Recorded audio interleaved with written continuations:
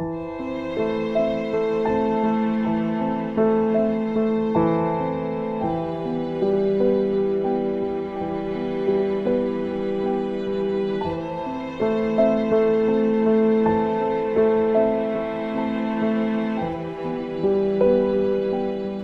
and welcome to Kalkine Media. I hope you're having a great day wherever you are in the world. This is Daniel reporting for Kalkine Media. Well, tonight more than 50,000 people, including cricketing legends, politicians, media figures, pop stars and celebrities, will farewell one of the biggest sporting figures in history. Shane Warne, who on March 4th tragically and unexpectedly died of a heart attack at a Thai resort, will be remembered and celebrated at a ceremony held at the Melbourne Cricket Ground. It's a rare occurrence when the sudden death of a person who wouldn't know your name if they tripped over you affects you in much the same way as the death of a beloved friend or family member. I remember one Friday night in June 2009, hours earlier it had been reported that the King of Pop, Michael Jackson, had died suddenly and unexpectedly of a sudden drug overdose at just 50 years of age. It was surreal to witness strangers tearfully embracing each other in the street as Michael Jackson's iconic hits, Billie Jean, Smooth Criminal and Man in the Mirror, echoed out of every bar we passed and from every car that drove past us. Although before my time, by all accounts, the assassination of both music icon John Lennon in 1980 and US President John F. Kennedy in 1962 elicited similar responses from the public. It seems every now and then a person comes along who means so much to so many that the light that shines inside them makes the world a better place.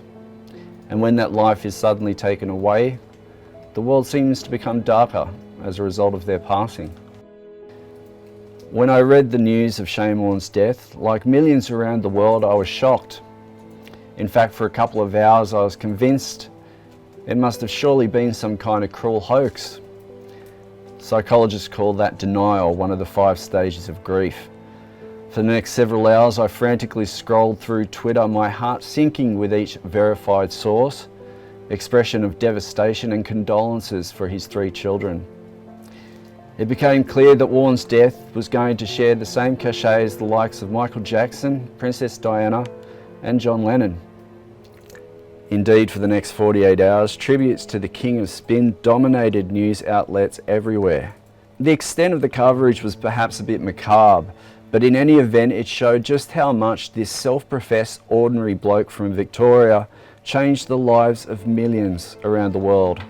After learning of Warne's passing late Friday night, much of my weekend was spent on YouTube watching highlights of Warne's career, which included hours upon hours of bewildered batsmen, bamboozled by leg breaks, flippers and googlies, all of which seemed to defy the very laws of physics.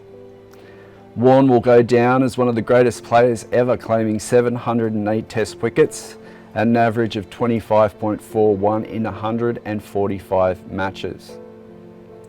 But perhaps the one thing that made Warne such a rare gem, one thing that can't quite be captured in mere statistics, was his will to win. There aren't too many team sports athletes who can lift the rest of their team and practically win a game single-handedly. Reminiscing on Warne's career, there's one game that defined this very magic. Put simply, it was otherworldly. It was April 1999 in Edgbaston in the UK, the World Cup semi-final. The tournament favourites South Africa are chasing just 213 runs, a modest total thanks to a lacklustre batting performance from the Australian team, who despite losing their opening game of the tournament have managed to pull it together and are now just 1 game away from a final with Pakistan. At this point of the game though, over a dozen overs into the second innings, there's only one problem. South Africa are 48 without loss.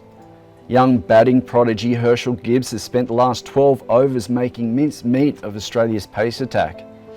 It looks as though an early flight home for the prolific Australian team is all but inevitable. Then something extraordinary happens. Well, it would be extraordinary if it weren't for the fact that the subject, one Shane Keith Warne, hadn't pulled this caper so many times throughout his career.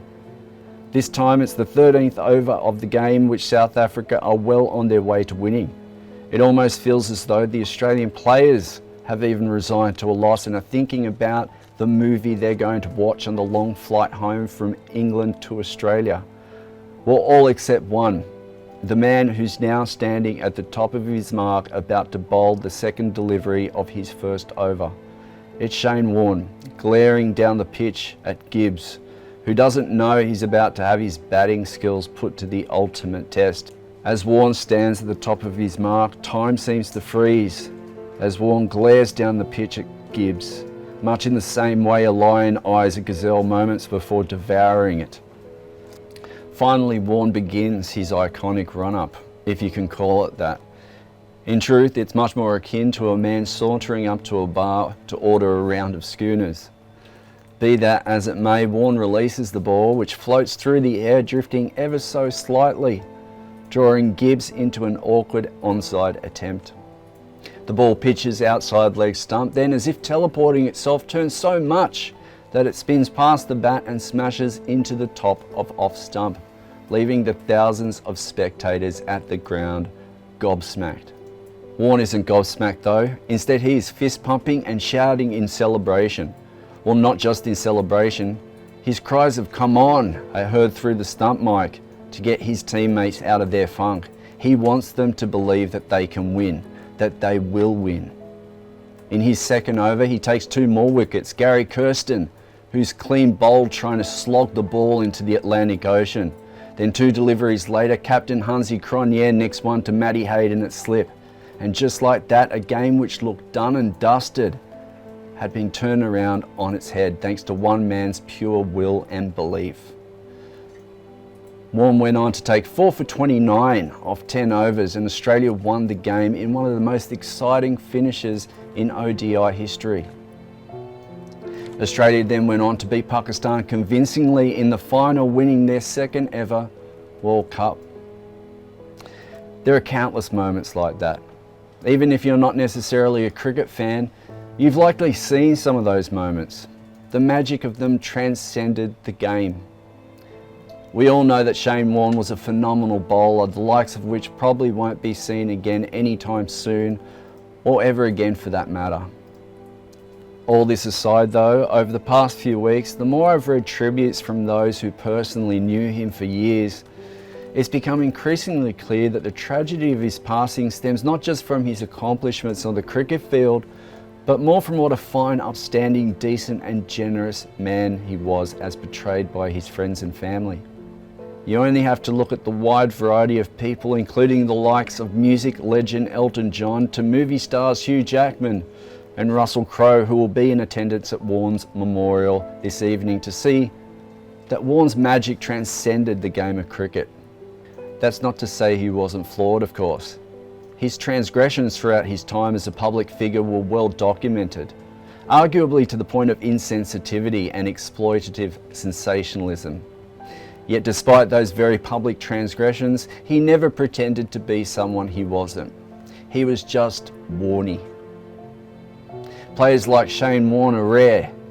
Players that can seemingly win a game single-handedly from just about anywhere.